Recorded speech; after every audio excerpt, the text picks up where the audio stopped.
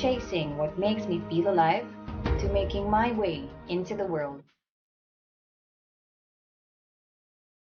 I am ready to make great strides towards my goal.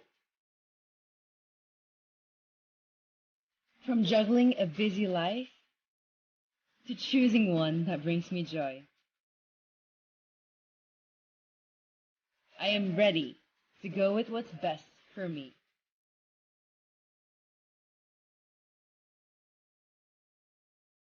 From realizing my potential to going after bigger investments.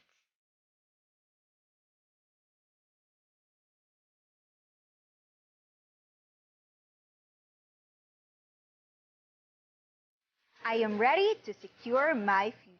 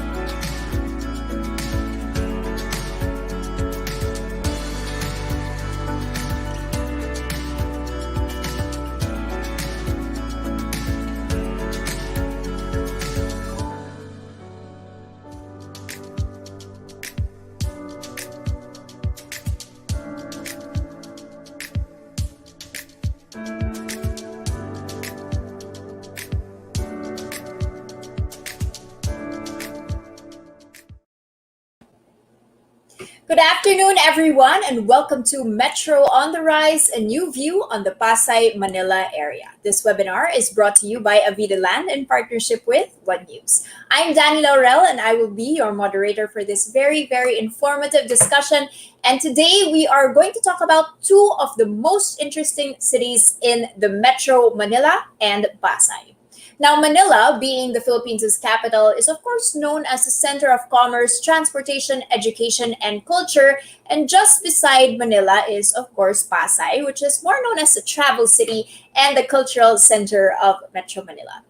Still, both are first class, highly urbanized cities that are also rich in heritage and history. But how are they evolving, and how are Pasay and Manila being revitalized to become ideal business and residential hubs in these modern times? Now, to help us dive into this topic, we will be joined live this afternoon by an esteemed roster of panelists. Let's kick off with our first resource guest. He is the man behind Old Manila Walks, that is a recognized specialist outfit for heritage based tours in Manila. He holds over 2 decades of experience in the cultural field and work in museums, academic, tourism, creative, and publication industries. He sits as a trustee to several heritage and cultural organizations and is an arts and cultural awardee by the city government of Manila. Let's all please welcome Ivan Mandi. Good afternoon, everyone. Hi, Ivan. Very happy to have you here and looking forward to hearing all of your insights. Now, joining us is, of course, our second resource guest. She is the Director for Advisory Services at Colliers Philippines. She has over 20 years of experience in the real estate industry. She joined Colliers in 2017, armed with a wide understanding of real estate markets, planning and development, financial analysis, and deal structuring experience. She was previously a senior business development manager for a property developer where she handled research and bids and acquisition of property. She also worked for a real estate consultancy firm for 13 years, providing feasibility studies and consultancy services. Let's all please welcome Teresa Teodoro. Hi, good afternoon. Thank you for inviting me.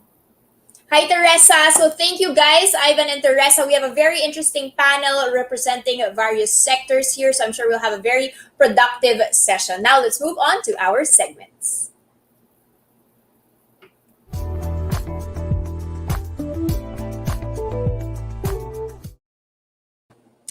Okay, guys, I want to kick off with Ivan here. We have looked always at Pasay, Manila as a sort of business hub. You know, it's where there are a lot of government agencies. It's where there are a lot of heritage sites, cultural sites, and even, transport hubs like the airport. But you are a real Manileño. You live there. What is it like, specifically Manila, as a residential location? Well, it's I live in the downtown area of Manila, and since a lot of the infrastructure in our city basically began in this part of NCR, it's pretty convenient in a sense that you can live here without having to own a car. Because you have the LRT, you have jeeps, you have buses running through the major thoroughfares of the city. And apart from that, all of these places are quite close to each other. So, if your lifestyle is within that circle, then you don't really need to go around in big steps because everything is just around you. Ivan, can you give us a feel? You walk around the city a lot, and I'm sure you're very familiar with Pasay as well, even if you primarily are based in Manila. Give us a feel of the different areas. What are the little spaces, the hubs? Are there specific areas to be living? Where do people mainly live? Is it near, as you mentioned, the transportation areas? Is it near their places of work, or in the more developed or industrial parts? Well, basically for Manila, it's a very high density city. So I think every historic district, every neighborhood in Manila is primarily a residential area, or most of it. If you talk about neighborhoods of residential neighborhoods in Manila, you think of Ermita, you think of Malate, you think of Binondo, and all of these places are quite close to Pasay because historically Pasay was an extension of Manila. No, it was the southern extension before we had this massive boom after World War II. So a lot of the areas in Manila are residential areas, and those areas specifically near Pasay, like Malate, Sampaloc, these are not just residential areas, but basically they're also educational hubs and commercial hubs within the city. Teresa, I'd like to bring you in here to chime in on who are the people living in Manila and Pasay these days. You know, historically, you've had heritage homes, people living there, people talagang from Manila. But has this changed now with, of course, a lot of industrialization, a lot of new developments there, like condos? Are there younger people living there? What's the demographic like?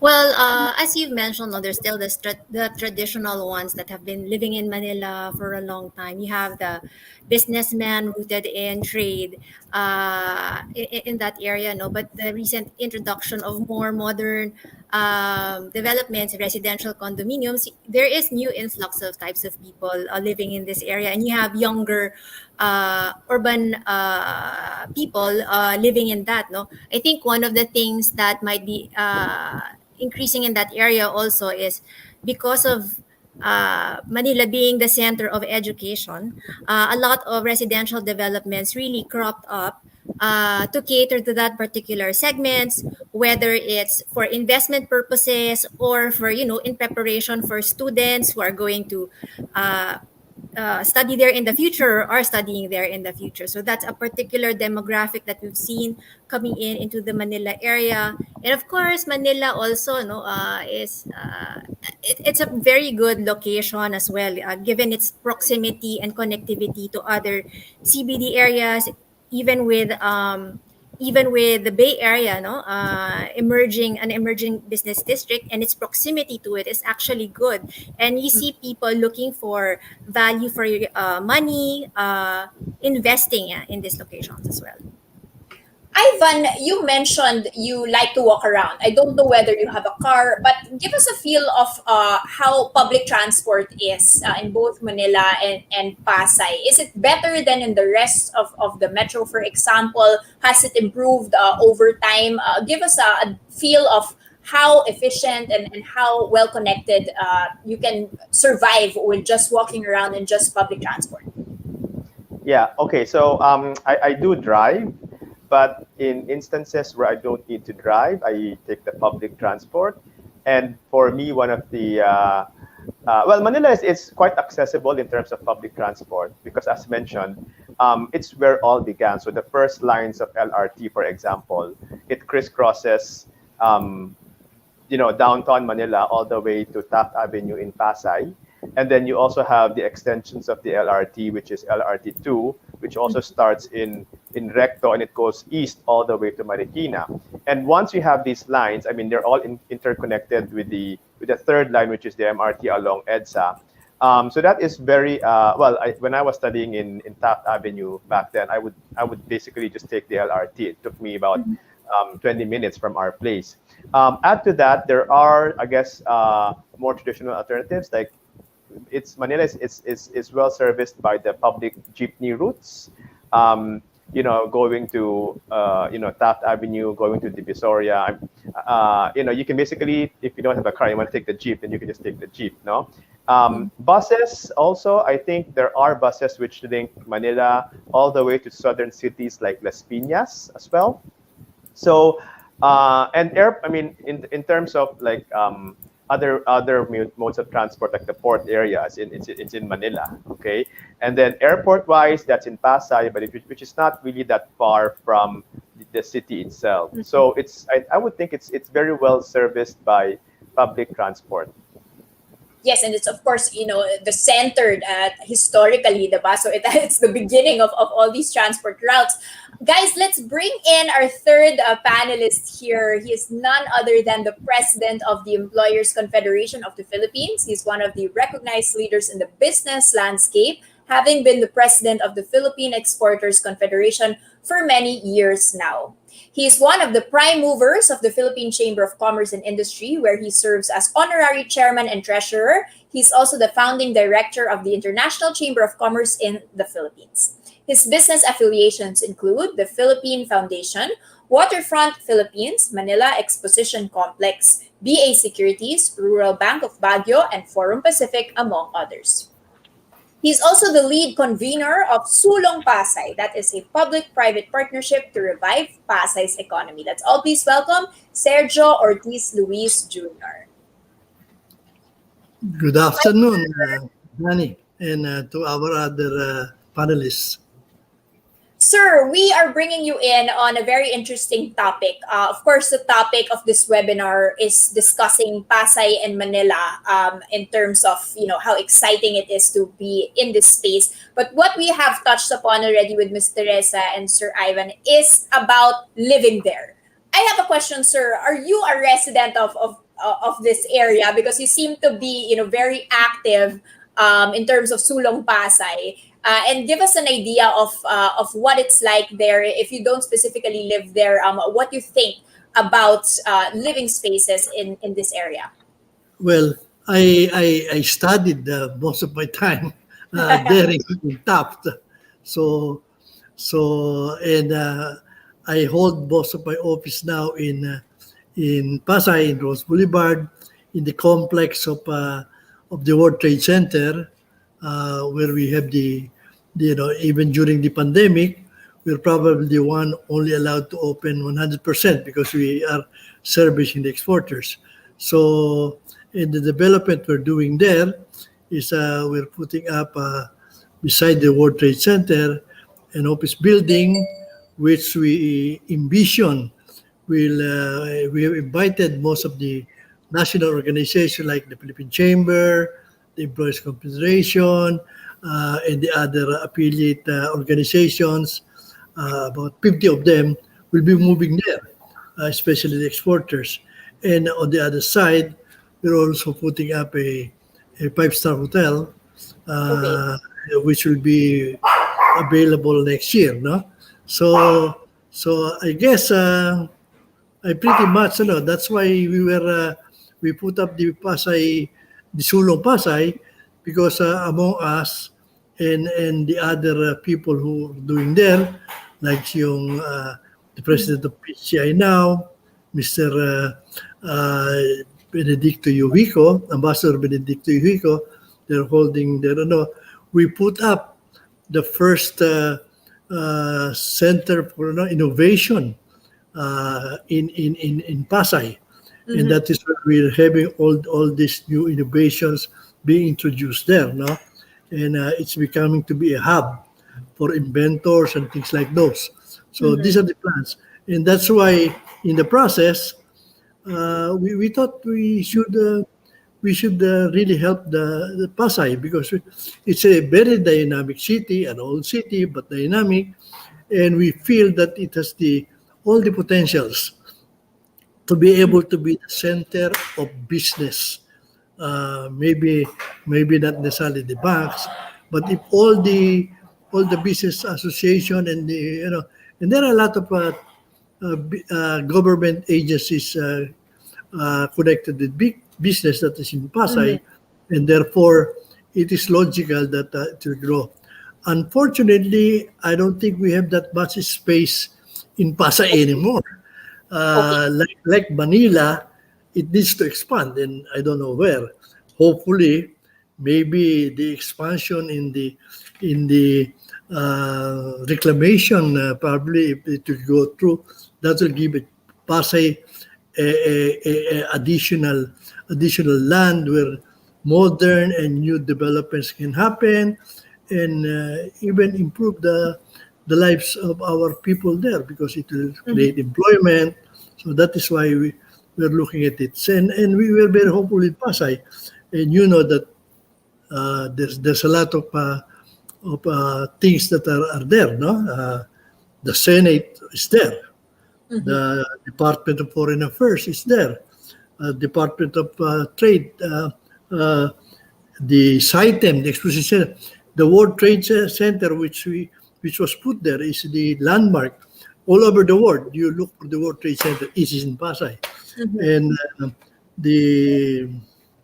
Sir, cultural center. you actually already, jumped to our next segment, which is Pasay as a business hub.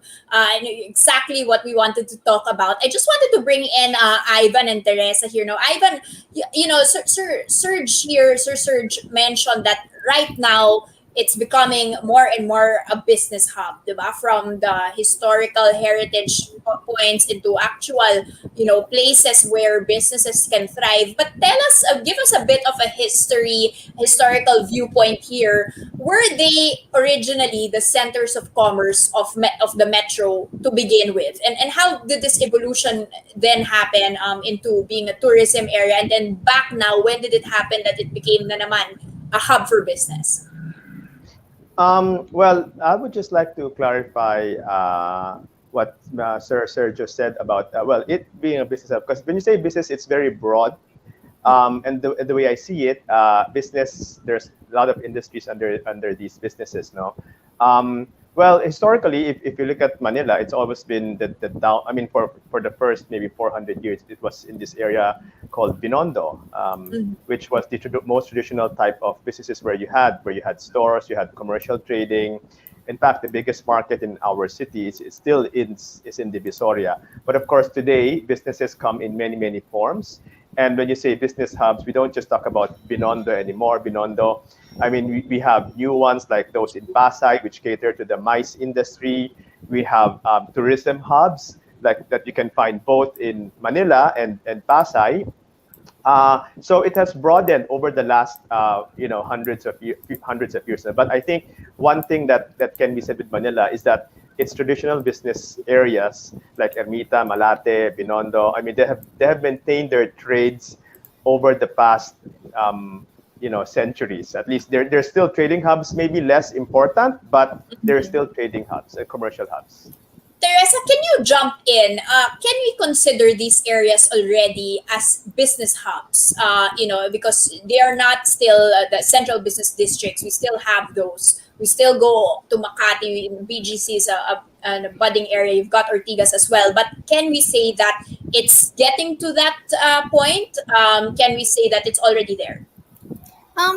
Well, I think Ivan already mentioned on the traditional role of Manila and Pasay. I would say that in terms of centers, there are already centers where certain niches of businesses are already congregating. No, because of its proximity to the ports and its connectivity to the industrial areas also south of Metro Manila, it's an ideal location for companies and businesses engaged in businesses. Also, the fact that it's an educational center and it has a very good pool of talent, no, that companies want to tap, make it also ideal. So there are businesses that thrive in these conditions. We've seen logistics, we've seen companies that are engaged in outsourcing as well in these areas, tapping the potential of Manila and Pasay as business centers. Sir Serge, why would you suggest for businesses to set up an address in Manila or Pasay? Is there a specific advantage instead of being elsewhere? You mentioned, logistics, manufacturing, but there are other hubs. There's Cavite, there's Laguna. What is so strategic about being here? Is it easier? Is there ease of doing business? Better connected, for example, or just generally more strategic location? Well, it's strategically located. It's just south of Manila. Well, they say if you want to improve tourism, you must be at least a certain kilometers away from the airport and the availability of hotels and things like those. The development has gone to areas like Taguig and and that's very, and Makati is very convenient to go coming from Pasay. Many of the government critical operations are in Pasay already, and many of the businesses are also located in Pasay. So um, it's very convenient because you're, well, it's not exactly the center, but it's near to where the action is. Unlike if you're way north or way south, you have to travel a lot to be able to do it. So it's very easy if you are in Pasay. Ivan, walking around the cities, what are the prominent businesses that you say can be found in these areas? Which ones stand out for you? Well, in Manila, I think one of the bigger industries and the industry where I work in basically is tourism. It's only because when we talk about tourist sites, the bulk of the tourist site infrastructure, and these are like cultural sites, like museums and heritage buildings. I mean, they're basically in the city of Manila. Now, Pasay is actually an extension of that because you have a lot of the newer hotels which cater to the other type of tourism industry. For example, casinos. And they're very close to each other. The whole CCP, which is a cultural hub, no, is also almost at the border of Manila itself, no. So, I mean, for tourism, the bulk of the tourist infrastructure is really within this central core, the Manila Pasay area. Mr. Reza, can you add to that? There's also, the Taft area, which has been budding as well. What are the standout prominent businesses? What kind of industries have decided to set up shop here? Well, if you consider schools as also a form of businesses, then there are a lot Yeah. of schools in that area and a lot of support businesses that cater to also to that educational sector.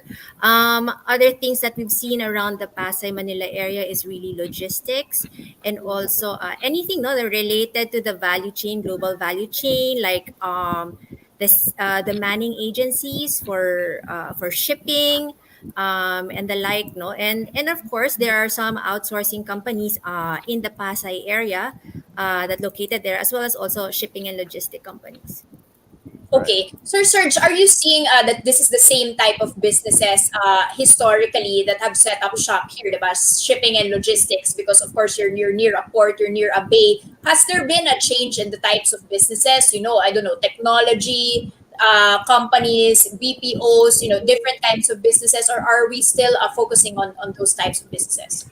Well, I guess so, because if you will look at the rental cost, for instance, to locate, you will notice that Pasay became very expensive because of people going there for business, no? And that's an indication that it's a good place to be. And so, as mentioned by Ivan here, Manila used to be the old city, and Pasay seems to be in its dovetailing it. But during the American time, Pasay was really the center of the where the American upper class, so to speak, or the ones in the government were staying. It was in Pasay, and that is why you probably know that it was also in Pasay where a lot of massacre happened because many Americans were there when the Japanese were retreating. So I think a lot of old memories also for people like us are in Pasay, and uh, and uh, and I guess that is what we even famous churches, even school buildings. There are a lot of school buildings that you would look at, no, and there's a lot of things that can be found there in Pasay. Okay, And so Danny, may I add, no? please. If I may add, well, not as big as the traditional industries like logistics or banking, but there's a burgeoning creative industry as well in the old neighborhoods of Manila, like for example in Escolta and in pockets of Pasay, where you actually find these very creative hubs of art and culture, which pop up maybe because of cheaper rent or But yeah, I mean, a lot of these creative industries are actually centered in old neighborhoods around these two cities. Okay, so very important points that you guys made here. The segment has been, on the one hand, recognizing that it has always been naman a hub, right, for businesses. Of course, a hub for heritage, a hub for tourism. But you did mention, the fact that it's really, really well connected compared to other places. You could set up shop in any other place in the metro, but it would not be as convenient as you mentioned. All the thoroughfares, all of the public transport options, and just the proximity to the port and airports, it's just something that's never gonna go away, right? So you can go to other places, but you're never gonna have that. And I like the fact that you mentioned, in terms of residential, that you like to walk around. There's a lot of beauty to be had. There's a very nice balance between educational institutions, hospitals, even, diba? A lot of hospitals are in that location. Proximity to work, proximity to transport, and even the possibility of not having to have a car. We don't know how possible that is to get elsewhere, but nevertheless, you can concentrate within the center. So thank you so much for that, those sharings. That was, of course, our first couple of segments on Manila and Pasay as a business hub and also as a space for living.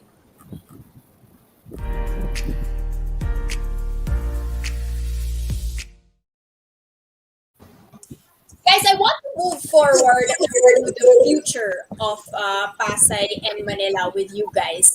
And this is, I want to kick off with Ivan.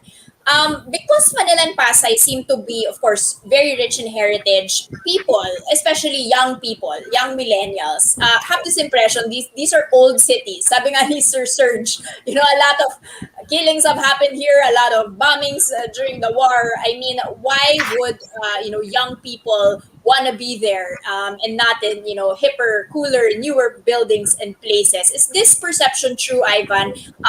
And but do you see this correcting itself in the newer generations?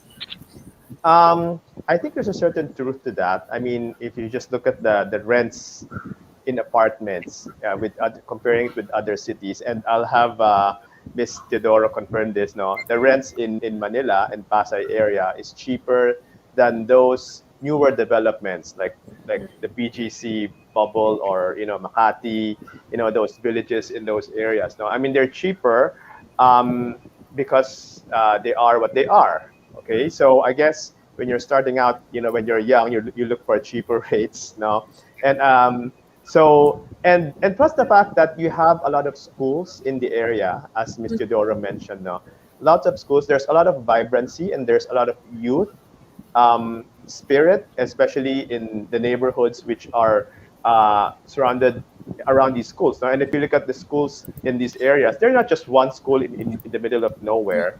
These are clusters of schools, like in Taft Avenue, or maybe in Sampaloc in Manila, where you have UST and other medical schools surrounding it. No, so there's a very youthful vibe in these places. Mhm. Teresa, can you add to that? How do you sell this area? How do you revitalize it to young people, to the future market here? Of course, young couples, families starting out. Apart from the student population, of course, they're already there. But after that, diba, you want them to live there. You want them to settle down there. How do you correct? Not necessarily correct, but change this perception that it's an old place, it's a heritage place, it's not somewhere where you would actually be setting up your life. Um, I don't actually think that the heritage character of Manila is a bad thing. I mean, it's a very good niche that you Yeah. wanna the highlight. And so for the young people, I guess it's getting them to appreciate that particular character of the place. And then I guess the fundamentals of the area that make it appealing for residential is really there. No, there's the connectivity and the location strengths of that area. The fact that they can easily there's mass. rail transit available there that's not available throughout Metro Manila. And it's quite strategic that you can, because of that, you can go to different parts, different hubs in the in the metro, um, while living there. And I think other and there in Manila, there's a lot of, I think, projects that the city is undergoing to revitalize and improve on their existing environment. And these are things that can be highlighted as well. And I think it also boils down to the type of development that they choose, no, within the city. So aside from the strengths of the city itself and the location itself, the development that they choose, no, can augment, so that their experience in that particular city gives them a good combination of the old and the new. Sir Serge, are you happy with the industrialization that has happened? And has there been a good mix between heritage and modernization in these two cities?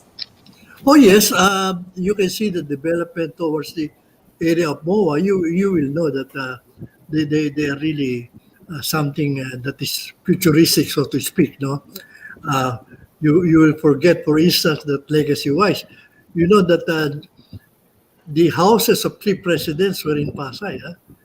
Quirino, I think si Quezon, and Osmeña. They were all from Pasay. Just to show you that during those times, that's why I was mentioning during the American times, it was really the place where to be. And now the development, especially in the area of the Rose Boulevard, in the reclamation area there, is such that is really giving impetus even to the development of Pasay itself. No, we are trying to also look at the development in the World Trade Center area.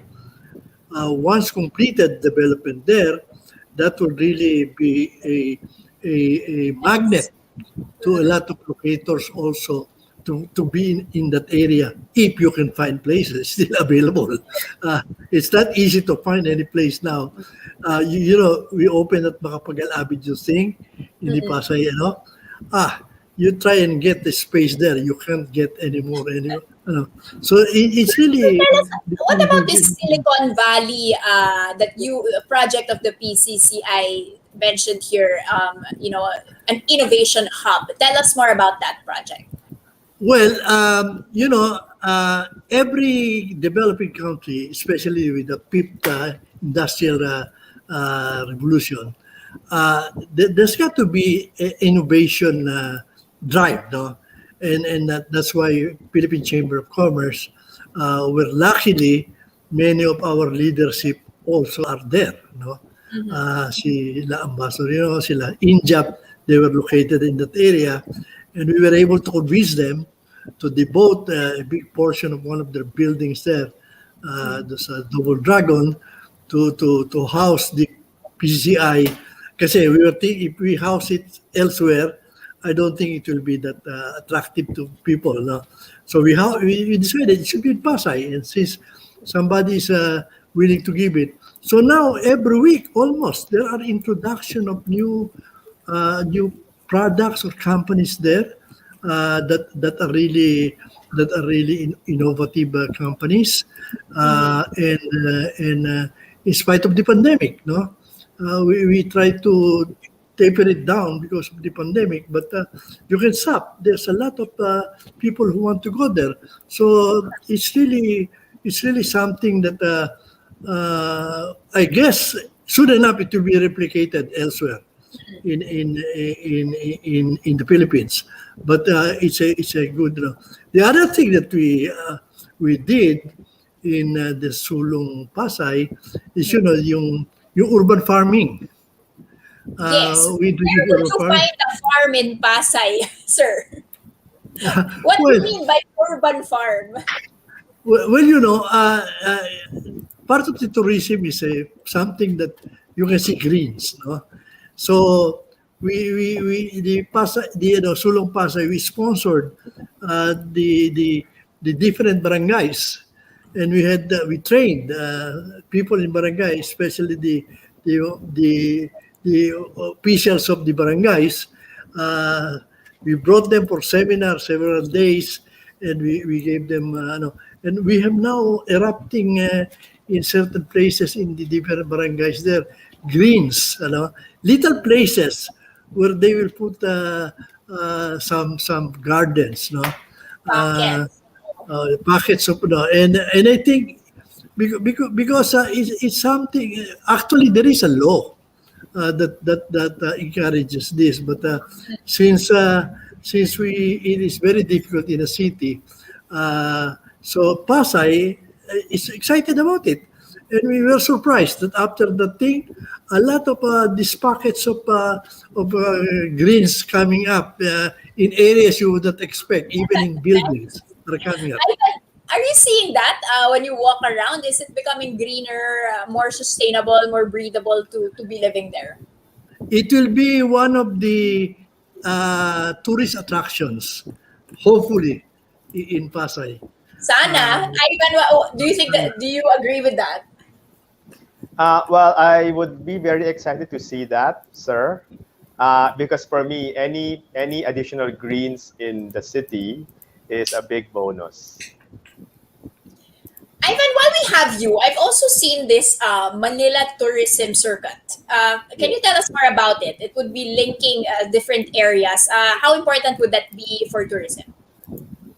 Well, the Manila Tourism Circuit, basically, it's like a necklace of areas or neighborhoods in the city, which the city and DOT has identified as primary tourism attractions, and that Mm. will include the Ermita area, Intramuros area, Luneta area, Binondo, all the way to CCP, and extending maybe further to Makati, no? But basically, when you talk about tourism sites, cultural sites, it's within this necklace from CCP, Pasay, Rojas Boulevard, all the way north to uh, across the Pasig to Binondo, because that's where really the bulk of the tourism infrastructure. And take note, no, that before we had this boom of hotels around the metro, the traditional tourism core of Manila was in Ermita, and you Mm. still have a big chunk of tourist infrastructure like hotels, hostels, malls that cater to the tourism industry.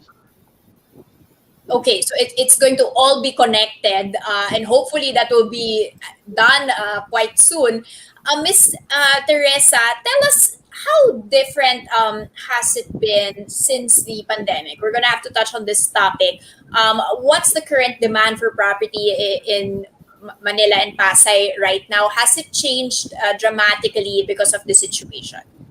Well, it's not just Manila and Pasay, no? It's really the whole of Metro Manila, and it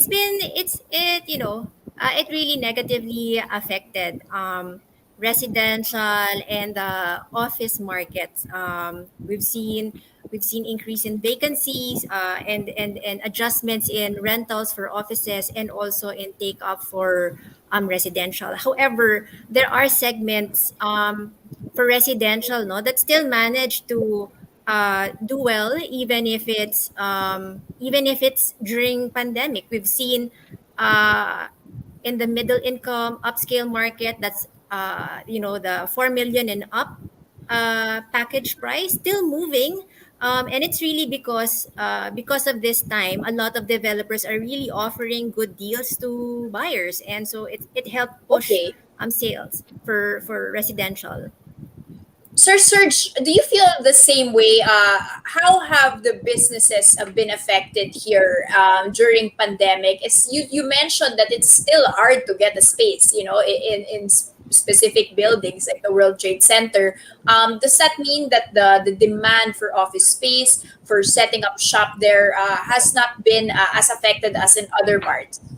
well, maybe not exactly during this pandemic, no, because a lot of pogos occupied many of the buildings, and with the loss of the pogos, I guess Ivan and are evaluating what will be the future of this. But you will be surprised with the amount of the fate of a lot of buildings are coming up in spite of this, no, and eventually I think will come up with a lot of developments that will that will really drive the price up. And you will be surprised also that the prices has not changed in spite of the fact that there were losses in uh, and there's a lot of development there that I think you would not expect that people will continue to do, that developers will not continue. But I think there's a faith that there will be the continuous demand for these places as the economy recovers and, grow bigger. Reopens, hopefully. And Ivan, what about you for the smaller shops? The traditional shops on the streets. Have they been resilient? Have they managed to keep on keeping on? You mentioned there are also these pockets of artists and creativity. How is that going? Well, I guess nobody was really exempted with the pandemic. And just as you have it with the big malls, a lot of the smaller mom and pop traditional businesses in these old neighborhoods, they have also had their share of challenges in this pandemic. Some are better at coping than the others, but I think the story in these places are not any different from what you would see right now if you went to a shopping center. Yeah, so hopefully though, Serge has also been pushing for the reopening of the Yes. economy more so that we can, move forward. Miss Teresa, you already mentioned the fact that, prices have been resilient nevertheless despite pandemic, the 4 to 5 million middle income. But is now a good time to be investing? Is it actually, it seems that prices haven't gone down, so baka mahal pa rin. You need to expect that these will be much higher in the next 2 to 3 years. Tell us, if so, if it's a good time to invest, which areas specifically would you be recommending? Well, yes, because this is the time where developers are really offering good schemes, promotions to get buyers to invest in their projects right now. No, and this situation is not going to be forever. Eventually, especially when our vaccination program is implemented already and everything, we're going to see the market recover. And so right now they're offering these very good deals, but eventually when market recovers, it's not going to be as aggressive as what they're offering right now. Okay, so now take advantage of those deals from developers. We don't know how long that's going to be. Serge, what Yeah. about the business community? Is it actually, a time that they can invest? You mentioned that the prices are still quite high, but is it, advantageous in any way for them to start setting up their businesses in these areas? Well, some of those the bigger ones, no, of course, they're trying to lock the some of the places, no, even if they're under construction, even pre-selling is going well now, no, and there are places where they could not get before, but now that they're available, they're trying to rent out. I for one, for instance, is trying to look for warehouses in the area. There used to be, I can't get anything, no. And we are operating the World Trade Center, and a lot of people are coming to us if they can put a little something in the place. But we can do it. That there is a team that we have to follow in the World Trade concept. So we couldn't. But I could see that there's a lot of people who are, and then they will move down the street, and then they couldn't find anyway anymore. No, so no, there's a big no. It might not come this year or early next year, but definitely towards the end of this year, you will see that the demands will be going up again. Scarce commodity so once pwede you grab it.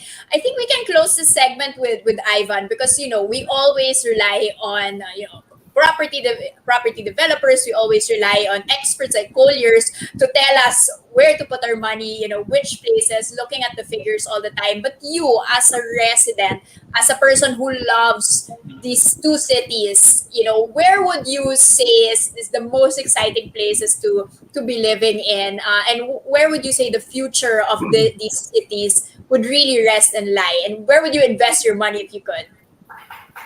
Well, for me personally, I mean, being a resident of the city, of course, any new development is welcome for us because, the reality is that in Manila, compared with, let's say, the other cities like Makati, well, they haven't had that much infrastructure, investments over the past years, no? But that being said, personally, I would look for a property developer that will respect the inherent fundamental qualities of the place. And that includes, of course, you have the basics like infrastructure and all that, but that also includes the intangibles like the community, I mean, the heritage of the place, no? How are they gonna redevelop that place without having to sacrifice all these centuries old heritage that we have in these neighborhoods? And if that can be balanced in a new development, then I would definitely consider that. Great insights. I think that's a great way to end this. I think, what you guys mentioned specifically for me, what I've learned here is that these places have always been so central to not just the Philippines, Manila, but to the Philippines, to the country, right? It contains so much of who we are as a nation.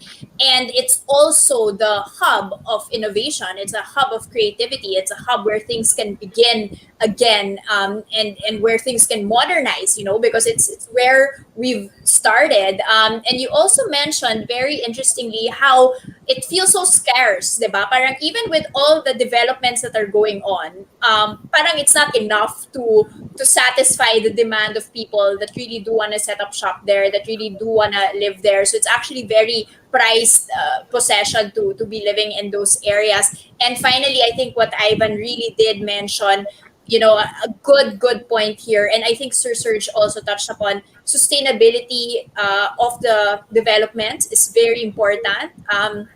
Will they be green?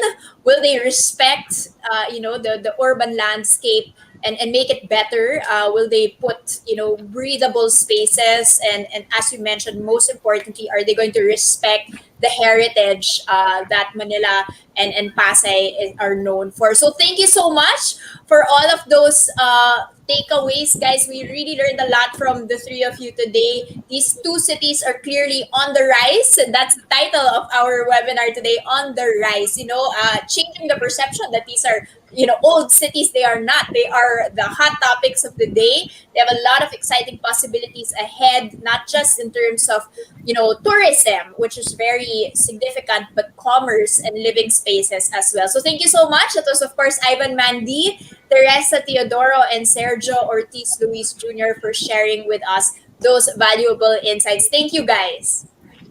Thank you, Thank Danny. you. Ivan, team. Thank Good you. afternoon. Thank you all. And thank you to everyone who tuned in to our very productive session this afternoon. I hope that we all have a new view on this Pasay Manila area. And of course, thank you to Avida Land and to One News for making this webinar possible. Again, this has been your host, Danny Laurel. Enjoy the rest of the afternoon and stay safe.